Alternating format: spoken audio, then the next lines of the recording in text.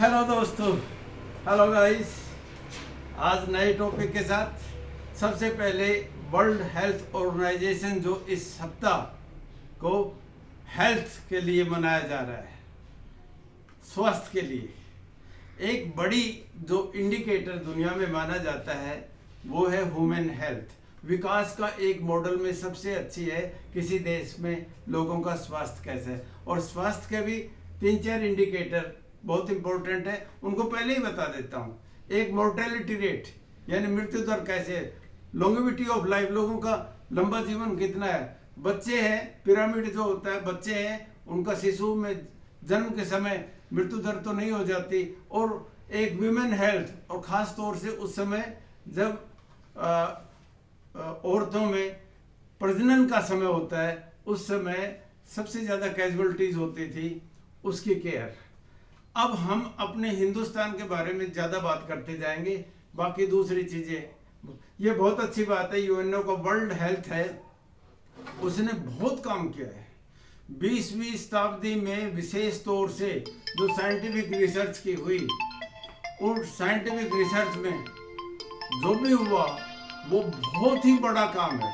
पहला जो काम है, विशेष तौर से जितने भी बड़े बड़े जो बीमारियां थी, जैसे कोलेरा था, जैसे तपेदिक थी, जैसे टीबी थी, जैसे पोलियो था, इनका उन्मूलन हुआ।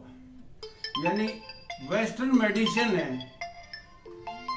इन वेस्टर्न मेडिसिन ने सबसे ज़्यादा काम दुनिया में एक ये किया कि लोगों को हेल्थ केयर की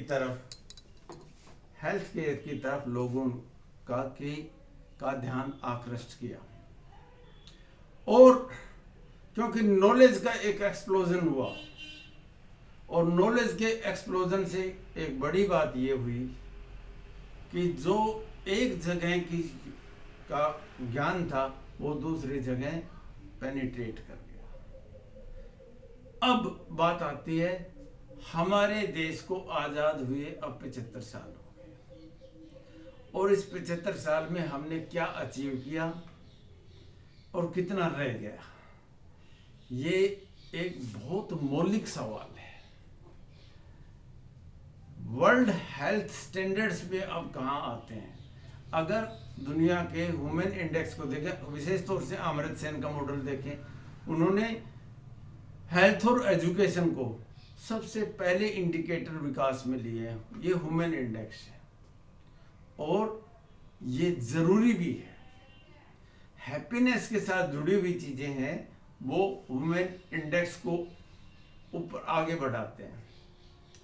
अब आते हैं हमारी स्थिति, मैं 3-4-5 हिस्सों में बांट देता हूँ।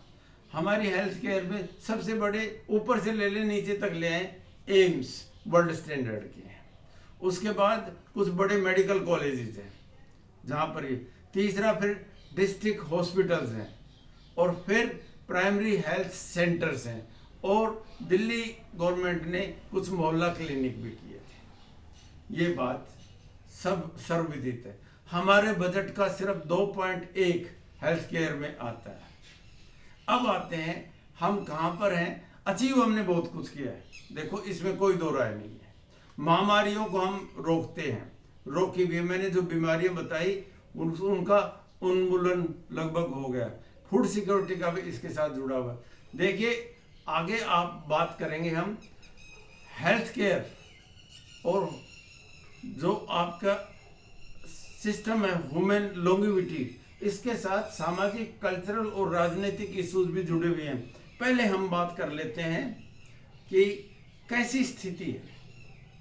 AIIMS, all India institute of medical sciences के अब हमारे पास 23 हो गए, 23। काफ़ी बड़ा अचीवमेंट है और बहुत बड़ा इंफ्रास्ट्रक्चर है, लेकिन इतने बड़े देश में इतना ही कम से कम और चाहिए, कम से कम इतने ही और चाहिए। दूसरी बात है, स्टेट गवर्नमेंट्स के द्वारा रन किए जाने वाले मेडिकल कॉलेजेस, इनकी संख्या लगभग 496 के आसपास है। ये अलग, हो गया। इसके बाद डिस्ट्रिक्ट हॉस्पिटल्स में यहाँ बड़ी दिक्कत आ रही है। डिस्ट्रिक्ट हॉस्पिटल्स में बहुत ज़्यादा प्रेशर है और यहाँ बहुत इन्वेस्टमेंट की और इंफ्रास्ट्रक्चर पे पैसे लगाने की ज़रूरत है। और प्राइमरी हेल्थ सेंटर्स हैं, वहाँ पे भी यही बात है।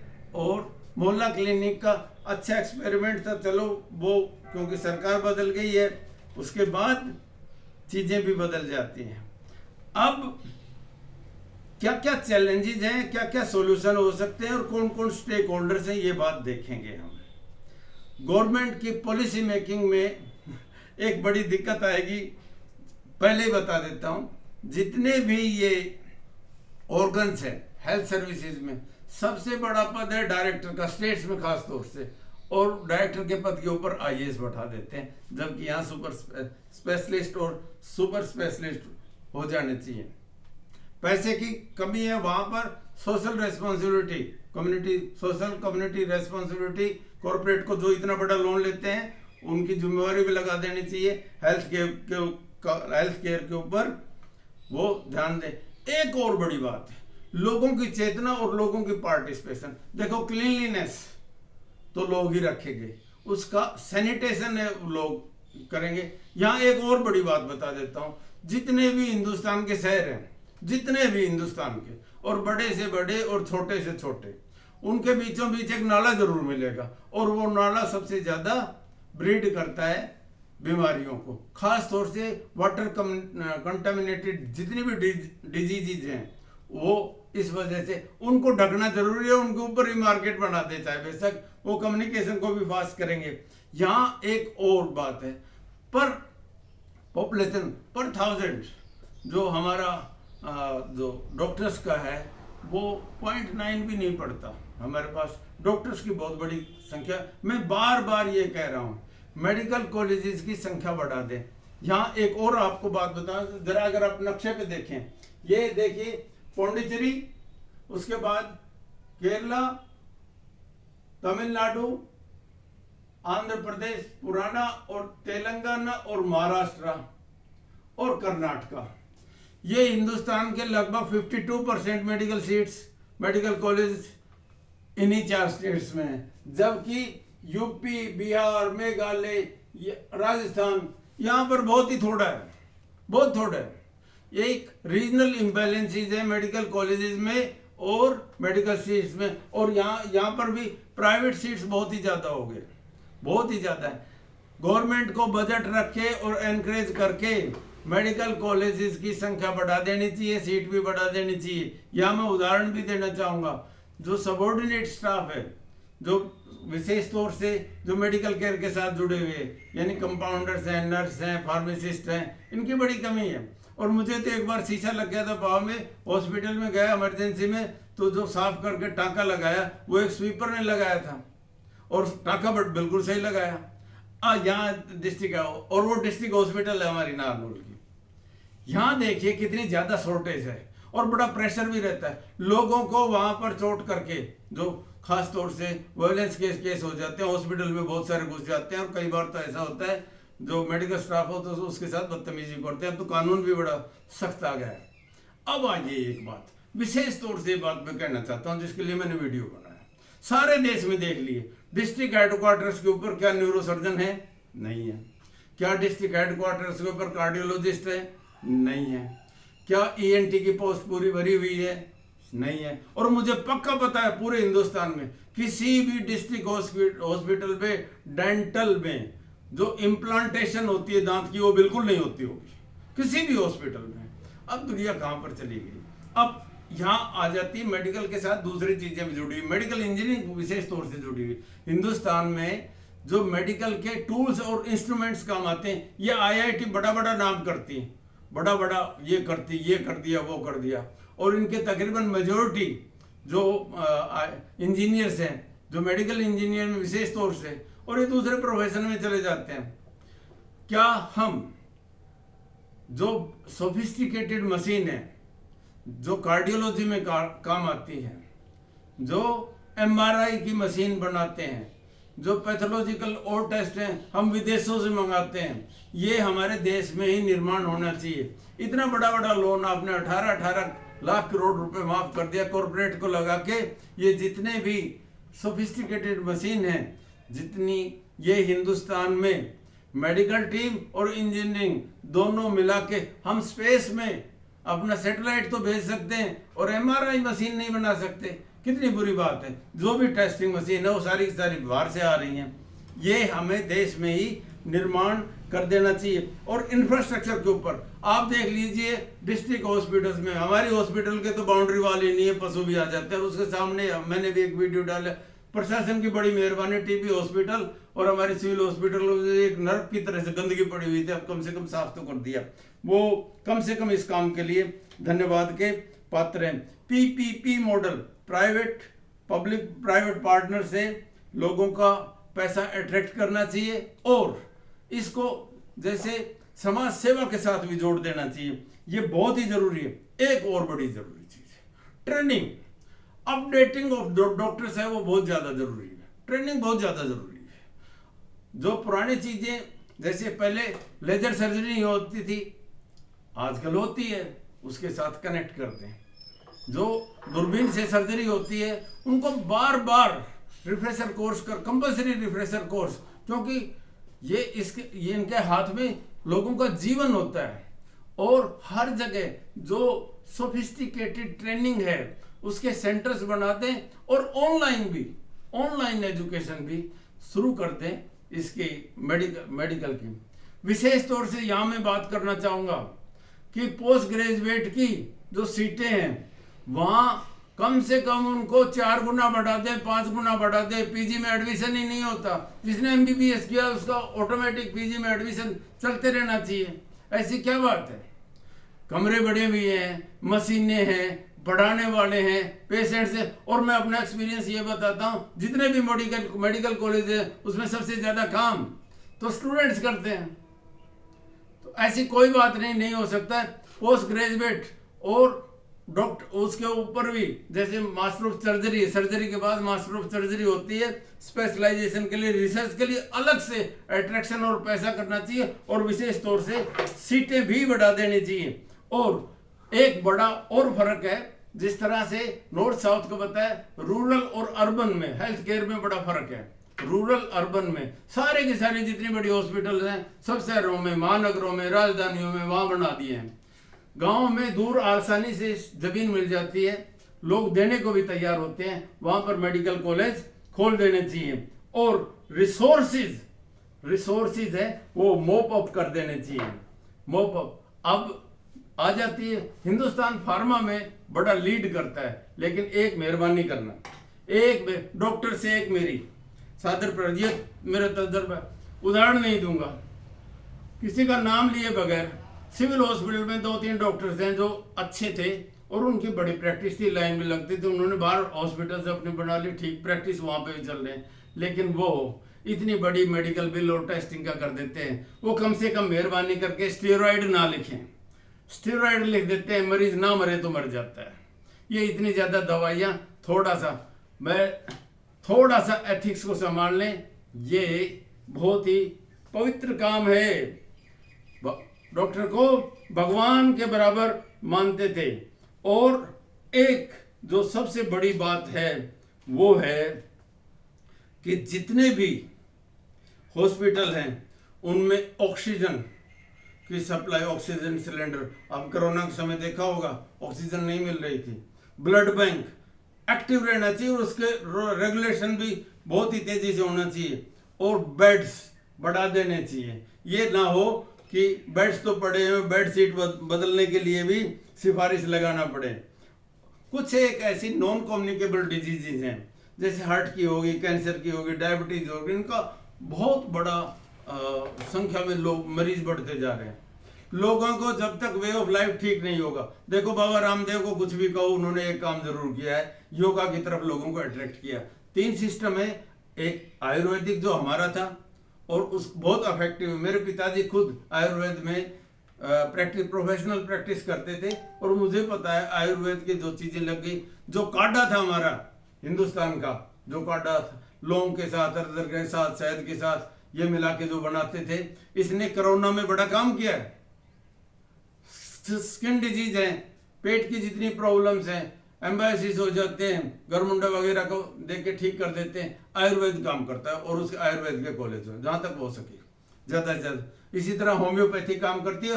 एलोपैथिक सर्जरी में बेस्ट है, एलोपैथिक सर्जरी में बेस्ट है, इसका कोई मुकाबला नहीं है एलोपैथी का।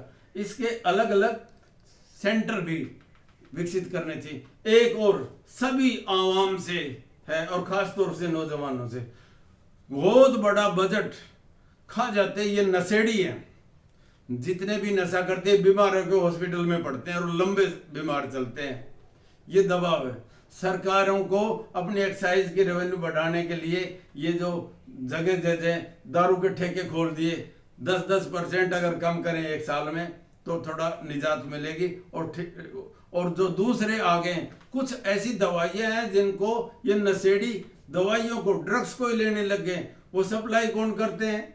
वो सप्लाई करते हैं जो दवाइयों की दुकान होते हैं या दूसरे लोग, उनके ऊपर कड़ी कार्रवाई की जरूरत है। और अगर आप फिटनेस करते हो, फिटनेस पे रहते हो, तो बहुत बड़ा आपका बजट रुक जाता है, आपकी प्रोस्पेरिटी बनी रहती है। मैं बिल्कुल साफ ये कहता हूँ, अपनी हेल्थ केयर अपने हाथ में होती है। इंश्योरेंस कंपनी है, वहां पर भी गड़बड़ होने लग गई है। एक दो प्रधानमंत्री से या स्टेट गवर्नमेंट से ये जो आ गई है, पैसा मिलने लग गया है, इसमें बड़ा झोला भी पैदा हो गया, बड़ा झोला पैदा हो गया। दवाइयाँ आ गया, मरीज बिल बना दिया, गवर्नमेंट से क्लेम कर लिया। ये एक सांग है, इसके ऊपर भी नजर रहनी चाहिए। और सिविल सोसाइटीज हैं, उनको बहुत ज्यादा काम करने की जरूरत है।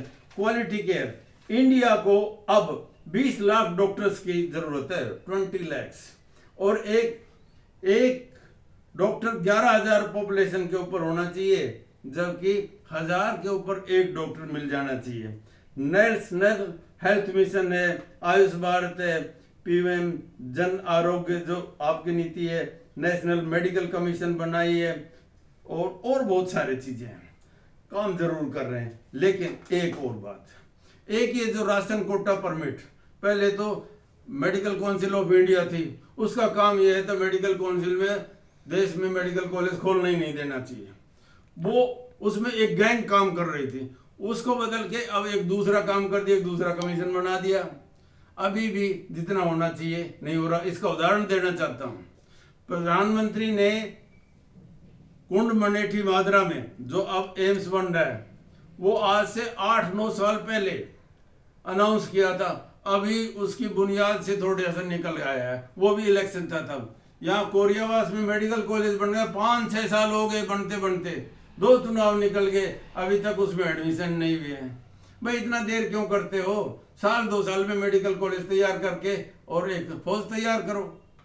और सीटों को फिर बात दोबारा से ये कहूंगा कि सीटों को जरूर बढ़ाएं। लोगों के ऊपर मुस्कुराहट तब आएगी जब उनकी सेहत होगी। इतने छरारे शरीर के सुंदर जो लोग आपको दिखाई देंगे, उससे ये नजर आएगा he is a healthy Indian. कोई सुंदर सा नौजवान जो भारतीय है वो जा रहा है। अब हिंदुस्तान में 55,648 सीटें हैं नीट के अनुसार, और इसमें से गवर्नमेंट की सीटें हैं, और टोटल मिलाकर गवर्नमेंट और प्राइवेट की लगभग 1,09,000 के आसपास है।